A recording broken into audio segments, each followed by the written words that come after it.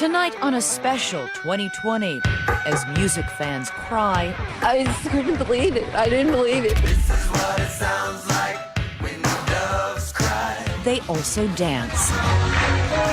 From the Superdome to San Francisco to Australia, the world turns purple. Anybody who ever cooed into a microphone and harmonized it owes it to Prince. Dig, if you will, the picture. We're live outside the legendary Paisley Park, and inside from someone who was just there, the mystery of his final days. He said, wait a few days before you waste any prayers.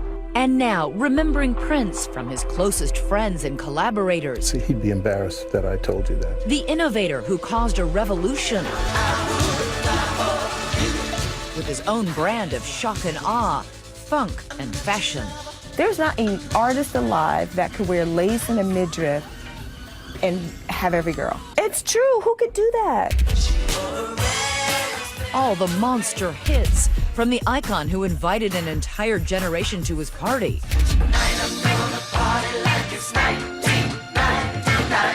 But who was he off stage? I'm Prince. I haven't given you enough time to freak out yet.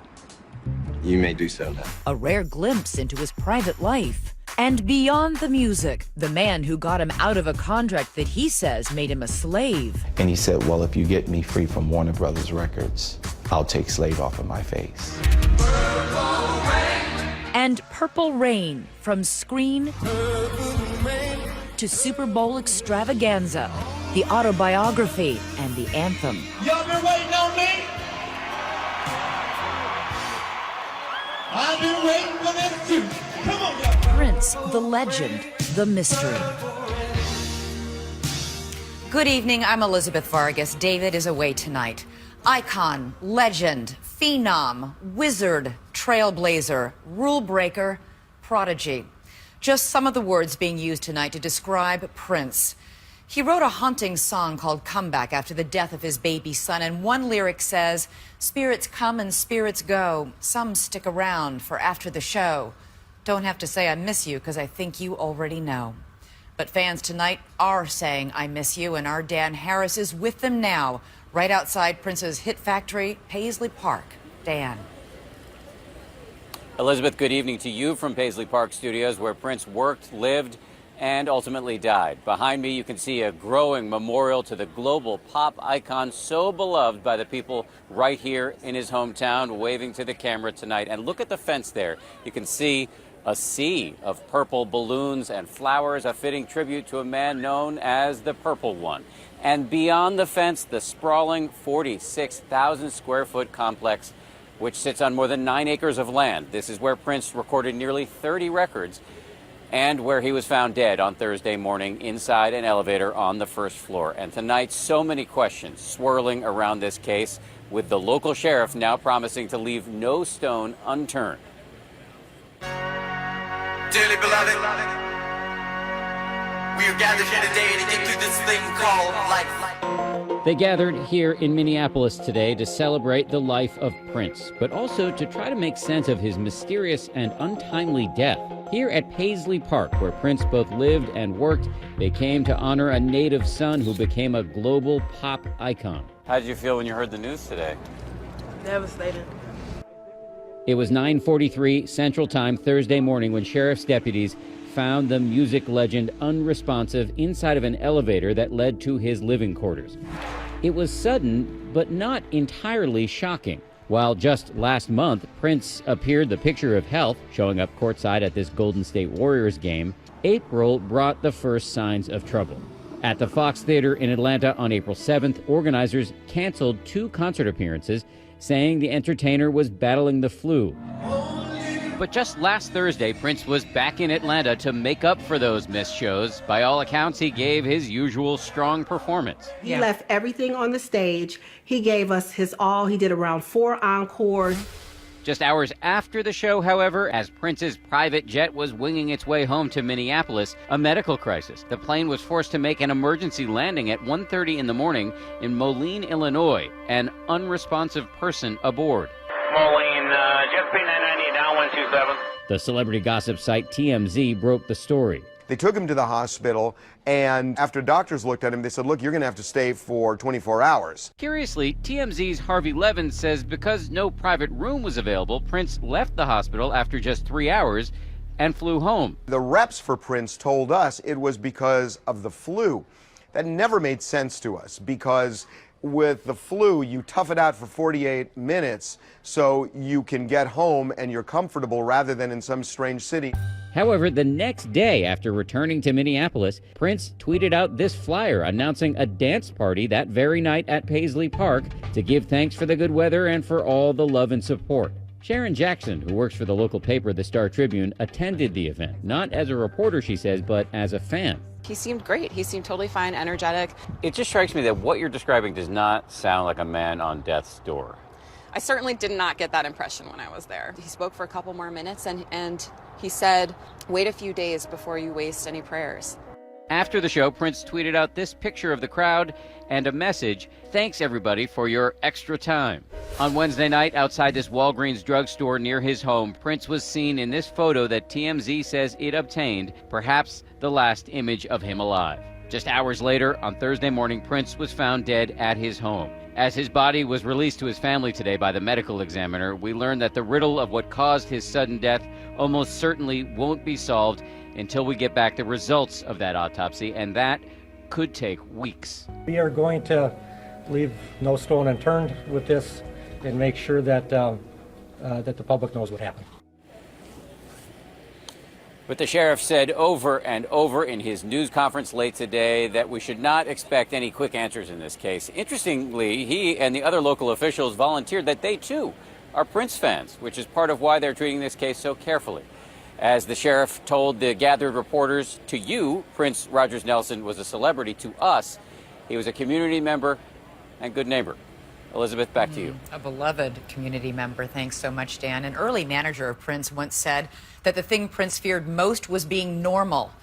No worries there. He wrote his first song when he was just 7 years old, and it was called Funk Machine. Chris Conley has what happened after that. His music fused funk, R&B, and rock and roll into the most adrenalized sound of the 1980s. His hypersexual image redefined masculinity for a new age. He was a rock star who didn't look like what some people thought a rock star was supposed to look like. Blessed with swagger, seductive allure, and a level of technique that his peers knew was off the charts. He's the best pop musician that ever lived. He could do it all, and he could, Prince would take the instrument from you and play it better. A prolific, ceaselessly creative musical visionary on every front. He was a game changer. One of the rare combinations of great musician, great singer, great songwriter, and great conceptualist. If you had a picture of the word prolific and you had to put somebody's picture next to it, it would be Prince. He was not confined by rules of race, sexuality, style, music. He had his freedom. Pushing limits, in total control of his groundbreaking look and sound, with the aura of danger that cutting-edge artists are meant to have. When he was young, what were his dreams? He wanted to be Elvis. A child of a jazz singer mother and a pianist father. How can I put this? My father he was so hard on me. I was never good enough. Prince Rogers Nelson grew up in Minneapolis with musical influences that spanned genres, from Joni Mitchell to James Brown, a whiff of Minnesota's Scandinavian melancholy, and the Twin Cities hit Funky Town. Won't you take me to Funky Town? Prince was kind of shy as a kid, I guess. I never thought of him like that. Whenever there was music involved, he was the exact opposite of shy. I mean, he really loved music. You could just tell that it was just in him. You're very sweet, but you're very much to yourself. Okay. And shy? I wouldn't say that. Okay. He didn't say much of anything, and publicly never would. But from the jump, what he sang was risky, different, and just dripping with sex.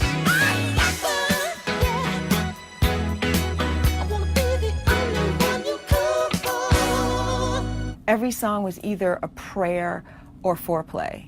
You know, like you either wanted to drop to your knees or you wanted to drop to your knees. It was off the rails and irresistible, yet not everyone liked it. When he opened for the Rolling Stones in 1981 in Los Angeles, he was booed off the stage. No big, just 2 years later, he'd have his first big hit single on a song he nearly gave away to another singer. He wanted somebody else to do a Little Red Corvette, and I said, no. And I'm like, I'm having a heart attack. Its success set the stage for Purple Rain. The album which would make Prince an undeniable superstar in everyone's eyes. Who was tops in the pop of 1984? Christopher Connolly is an associate editor of Rolling Stone. And Prince was the Critics' Artist of the Year. Both the critics and the readers agreed that he was the soul and R&B Artist of the Year. He would go on to amass 7 Grammys and sell more than 100 million records, and see his popularity put him in the cultural crosshairs. I met her in a hotel lobby, masturbating with a magazine. This Darling Nikki verse, deemed Public Enemy #1 by the Parents Music Resource Center, with Tipper Gore and Susan Baker eager to slap a sticker on albums with explicitly sexual lyrics.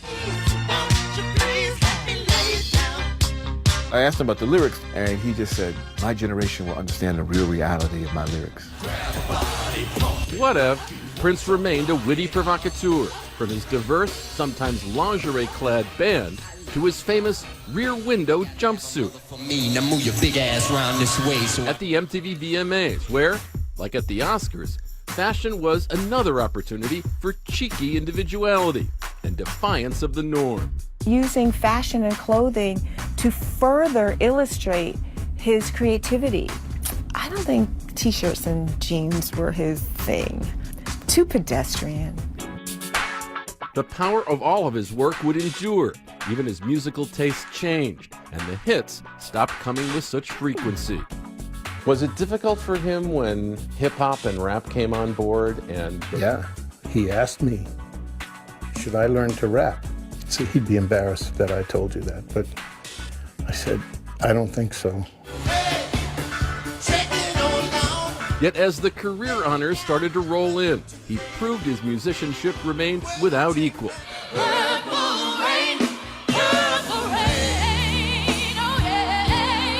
He was back-to-back glam with Beyonce at the Grammys.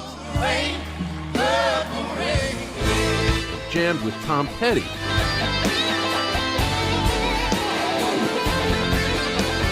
Prince. The night he was inducted into the Rock and Roll Hall of Fame in 2004. Thank you, Rock and Roll Hall of Fame. This is definitely an honor. The performer with song titles too lubricious to say on network television became a Jehovah's Witness, asking pals not to swear around him. what did matter to him, Pop? That when he did a show, that the band was good, the dancers were good, and that the audience went nuts. That was his greatest joy in life, was playing. It's what he thought he was put on earth to do. In recent years, he wrote songs about the devastation of Hurricane Katrina and racial strife in the city of Baltimore. Through his final shows, Prince never lost his belief in freedom, for his own creativity, for other artists, and for his fans, the millions he liberated every time he strapped on a guitar and started to play.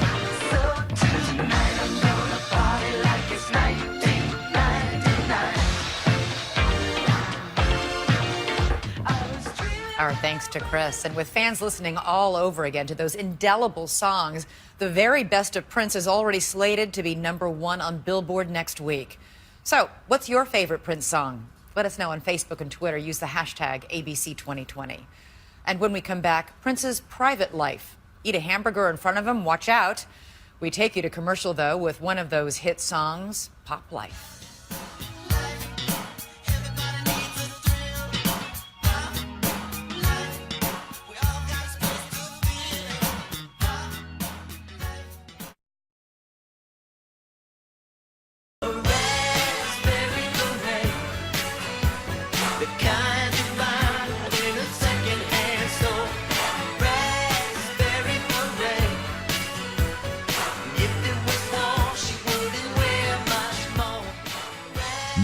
2020 continues with Deborah Roberts.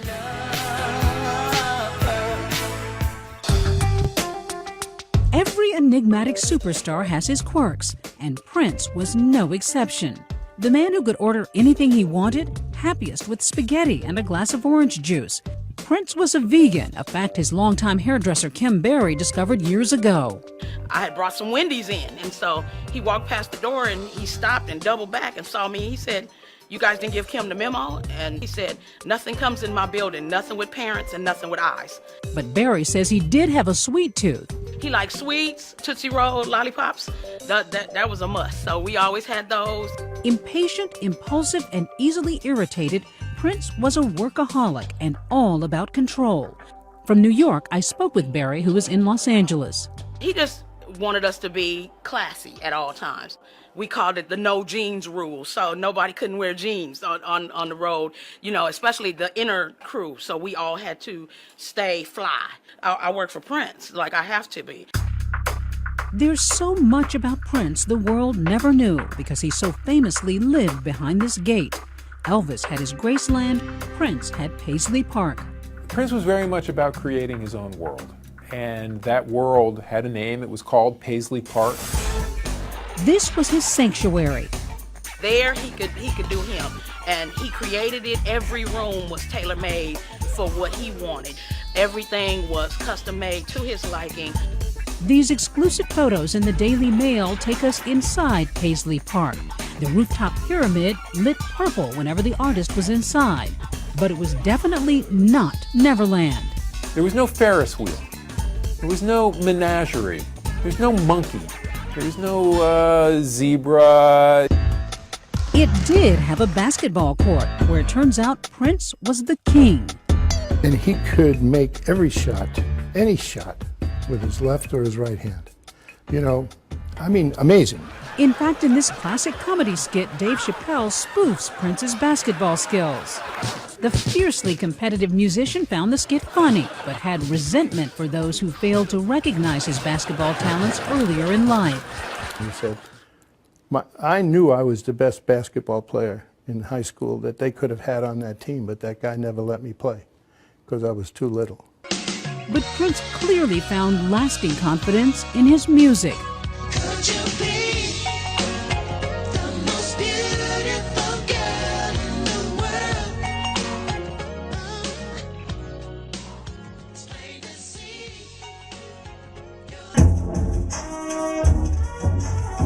A belly dancer half his age named Maite Garcia, who told VH1 her meddling mom connected her with Prince at a concert in Spain. He performed a number that was kind of Arabic style, and my parents were like, "Oh, Maite, you should get him a tape."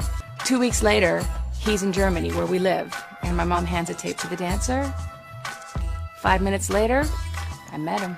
The couple would marry on Valentine's Day in 1996. He lost 2 children with Maite during their marriage, and also his own parents, but he never really spoke out about it and almost kept it very, very tight in his own circle. Her marriage ended in 2000, but Garcia says she'll always love the music icon. Prince's second marriage to Manuelo Testolini would also end in divorce, though there seemed to be a never-ending list of beautiful women who found Prince charming. His protege Vanity calling him the only man she ever truly loved. She too was 57 years old when she died earlier this year. As for other romances, Sheila E. revealed in her book she not only dated Prince, the two were engaged. Prince did mouth to me as I was playing Purple Rain, playing drums. He turned around and looked at me and asked me to marry him. Kim Basinger, Madonna, and a young girl from Ohio named Tara Lee Patrick, who Prince thought would be better suited named Carmen Electra, all rumored to have dated him. He just never stopped being interested in women and in beautiful women, but in their talent. Yet it was Prince's talent that mesmerized so many. The driven star performing on stage for hours at a time, giving fans their money's worth and more. It was always whatever they wanted. Whatever took them higher, that's what he was going to do. He wanted to give them every ounce he had. So I know when he got to the gates of heaven, he can tell God, I left it there. I gave him all you gave me.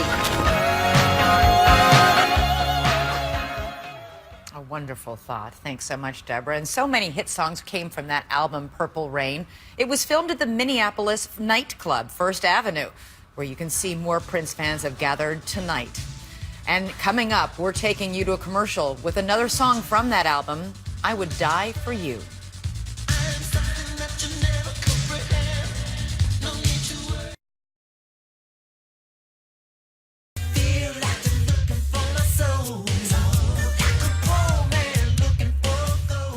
Back now live at Paisley Park as fans gather to sign a memorial for Prince. They've been packed in that park since news of his death broke. We listen, of course, to Thieves in the Temple, one of Prince's top hits. Again, fans have been there all night long since yesterday when news broke. And of course, Paisley Park is the hit factory where Prince recorded so many of his greatest songs. He wasn't just a groundbreaking artist in the music he created, though. He also broke ground in the way music was sold. He fought an epic David and Goliath-style battle against the record industry, and he won.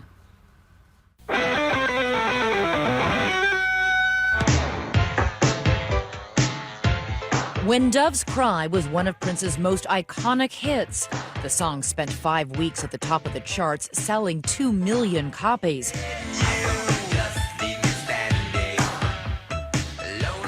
But even though he wrote it, you might be surprised to know he didn't own it. Most people think a singer writes a song, it's an amazing hit, it's his song. Right. It's not quite that simple. The record company owns the record.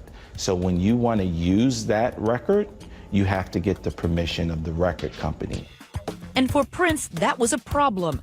In 1993, he began an epic and unprecedented battle with his music label, Warner Brothers, and announced he would no longer be known as Prince, but by this symbol. And a lot of people scratch their heads. What is he doing? Prince began appearing in public with the word slave written on his cheek. This was incendiary. He wanted people to be unable to look at him without understanding what the record industry did to artists. Prince wanted out of his massive contract, and he hired attorney Londell McMillan to make it happen.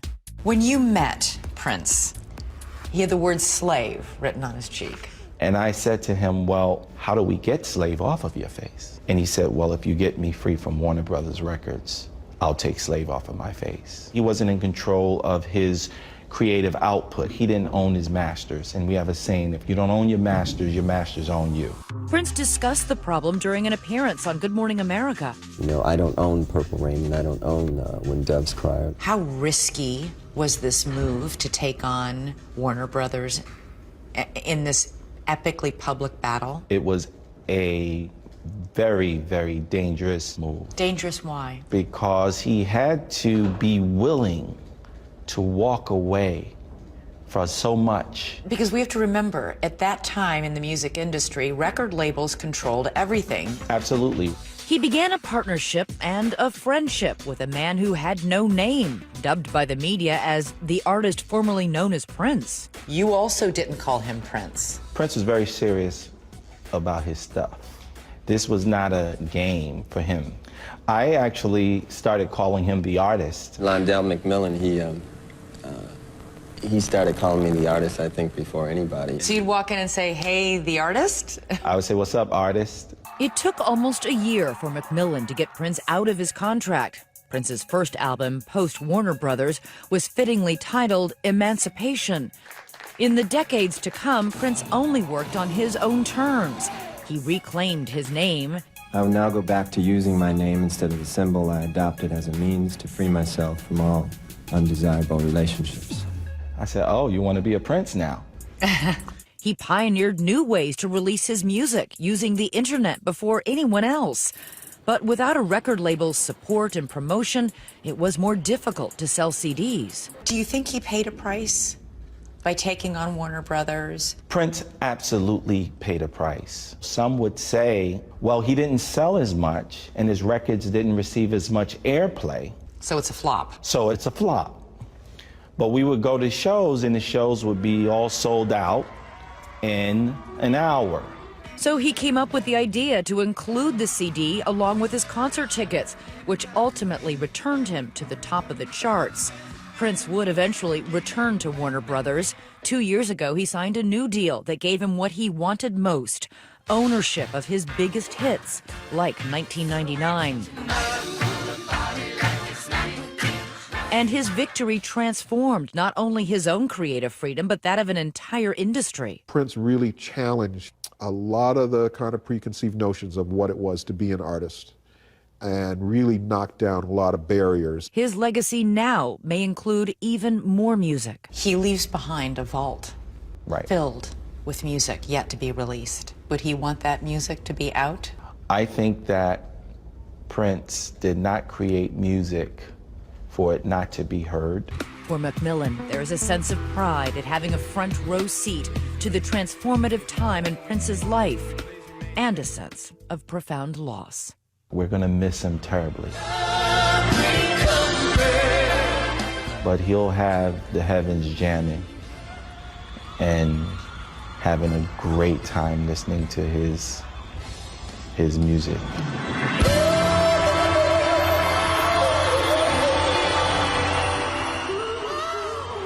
Wonderful tape of Prince jamming to Nothing Compares to You, which could certainly be said about Prince himself. But here's a different take on that song, an acoustic version from someone who's a huge fan and got some pretty good guitar licks himself, John Mayer. What am I supposed to do with this today after you lose an artist and a guitar player such as Prince? What do you even play?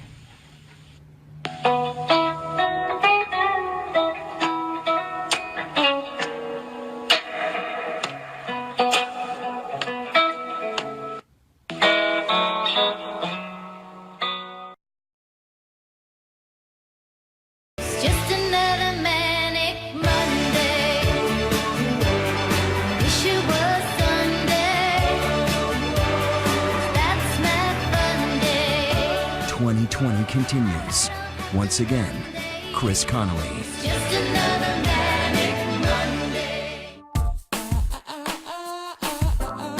Last night, Real Recognizing Real, the cast of the Broadway show Hamilton, currently at the center of the culture's beating heart, with a post-curtain tribute to another heroic figure, Prince. On social media, Hamilton creator Lin-Manuel Miranda giving props to a kindred creative soul.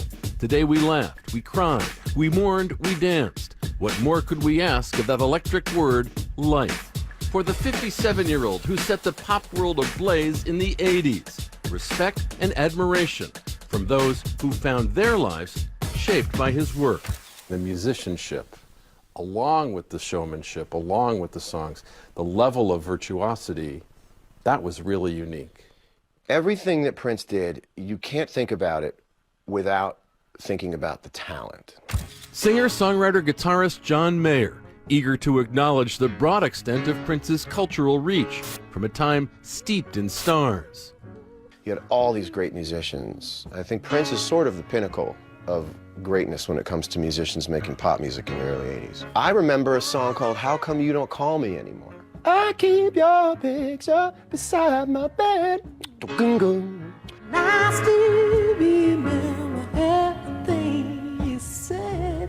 If he only played the piano, you would have said he's one of the best piano players. Mayer says he was still a young child the first time he heard Prince. What did it mean to hear a guy sing that way about sex? I was too young. I didn't understand sexual innuendo.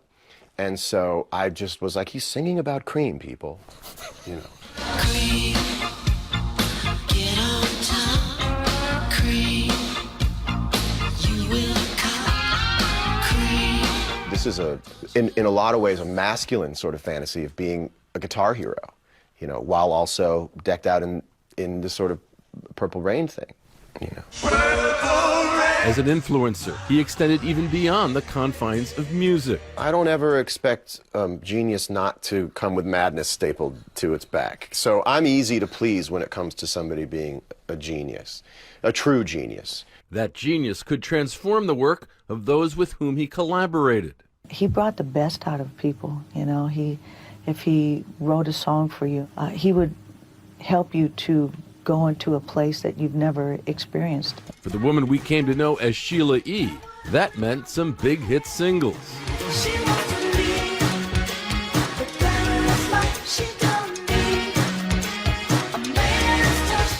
Grammy award-winning artist Yolanda Adams was a friend for 20 years. There's not a person, whether they were in country music or jazz or even in symphonic music, that has not heard Prince and has not been influenced by something that he did. Artists like Lenny Kravitz, Beyonce, and Usher. And there's just something about a falsetto that I think women go crazy over. You know, if you're able to hit that high note, they go crazy. So, thanks, Prince. Because of artists like Prince, my generation can understand Sex Machine and Get Up Off That Thing. And there is no Uptown Funk without Prince. Bruno Mars, another heir to the throne. Don't believe me, just watch. I think Bruno is definitely the torch carrier to me for just really great music that is global, that transcends, that everybody likes. In his Paisley Park home, this portrait of Prince embracing those who came before him and those he inspired. His passing robs the world of an outsider's voice, someone who understood loneliness and alienation. I don't know why when it comes to artists passing away, I just mourn the young version of them, when they just went, I want to be that. As with so many who changed so much, the hope that they realized what a difference they'd made in people's lives along the way. My thought today when I sat there and really took it in was, I hope he knew that he did it. And he did it better than anybody else ever did it. That's all that matters. Hours after our nighttime conversation, John Mayer put this performance on social media, a final acknowledgement of Prince.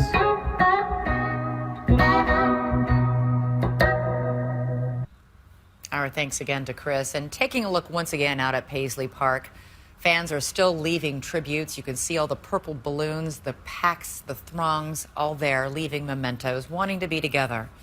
And when we come back, the song that Prince thought was maybe his most autobiographical of all. And an interesting fact, Prince did not sing along in the fundraising anthem, We Are the World, but he did record his own song for Africa, For Tears in Your Eyes. Take a listen. Tears in your eyes, your eyes. Many people came from all around. His man preached. In 1984, Prince jumped from the concert stage to the silver screen, starring in the movie Purple Rain and releasing an album by the same name. By the way, the song Purple Rain since last night has been #1 on iTunes. The movie turned a kid from Minnesota into a worldwide superstar. Prince roars into superstardom aboard a customized Honda motorcycle in 1984, starring in a low-budget movie called Purple Rain. Purple Rain blew my mind, all my circuits. Music journalist Alan Light wrote a book about the movie titled Let's Go Crazy. Purple Rain, the movie and the album, mark an enormous and dramatic turning point in Prince's career. This movie had no business getting made. Prince was this kid who had a couple of hits. He was not a household name celebrity, and they don't just go around handing out feature films to everybody who's got a song on the radio. The studio wanted to cast John Travolta as the lead, but it was a part only Prince could play.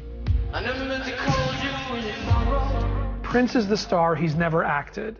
First-time director. Most of the cast is the band, and we're gonna film it in Minneapolis in the winter. I mean, that doesn't sound like a blockbuster, that sounds like a disaster. But it wasn't a disaster. It was a blockbuster. The movie that cost $7 million to make grossed $70 million at the box office. And the winner of a brand new '84 Oscar is... The winner is Prince for Purple Rain. This is very unbelievable. I could have never imagined this in my wildest dreams. By any standard, it's an extraordinary success, and many big stars had tried to make movies. Many much bigger names had tried and failed. The movie is semi-autobiographical. The song When Doves Cry was a poignant take on the real-life family dysfunction and domestic violence from Prince's childhood. There was plenty of sex and controversy in Purple Rain as well. Was it shocking when it came out? Certainly Purple Rain was daring when it came out for the sexuality. I mean, for, obviously 30 years down the road, that all looks kind of tame. Knew a girl named Nikki, I guess you could say she was a sex fiend. I mean, people were appalled when they heard Darling Nikki, right, and when they saw his performance of the song in the movie. There was this intense sexual charisma that was at the heart of what he did. You couldn't have Prince without having that sort of daring sexuality right at the center of it. It wasn't the sexuality or the song Darling Nikki that transcended. It was the movie's anthem, Purple Rain.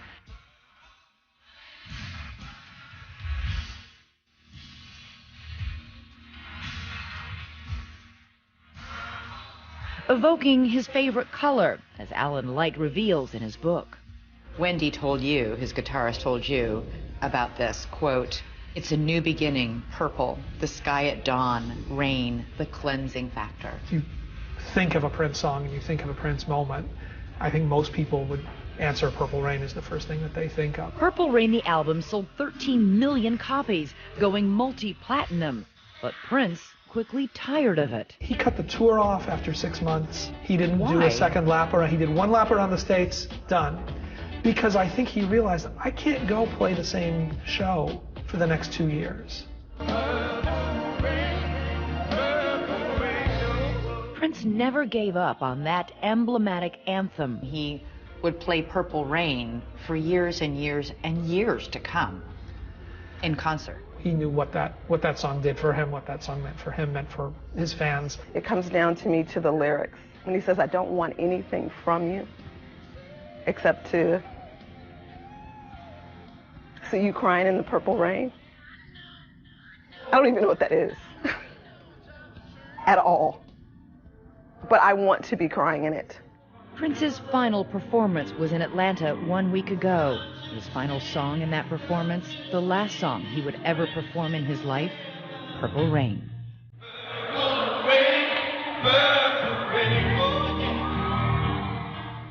How amazing to have been there at that last performance in Atlanta, never knowing it would be Prince's final. And now we're taking a look at the First Avenue Club in Minneapolis, where Prince filmed Purple Rain.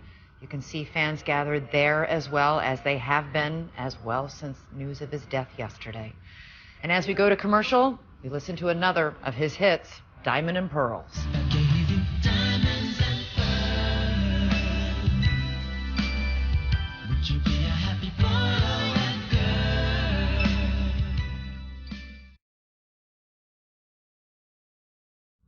As we close our show tonight, we want to check in one last time with Dan Harris at Paisley Park, where there have been so many fans, Dan, gathered here since news of Prince's death. Yeah, I think this is really a demonstration of the loyalty people feel to Prince, because they feel he was loyal to them. He was a global superstar. He could have gone anywhere, and he stayed put in Minneapolis, his hometown. So many people have come up to me and said that they used to see him at the supermarket and the gas station, and for that, they feel proud and really grateful. All right, Dan, thank you so much. And there's only one way to tell the story about Prince's life and pictures without hearing the song that defined his iconic life and career. We're going to go off tonight listening once again to Purple Rain.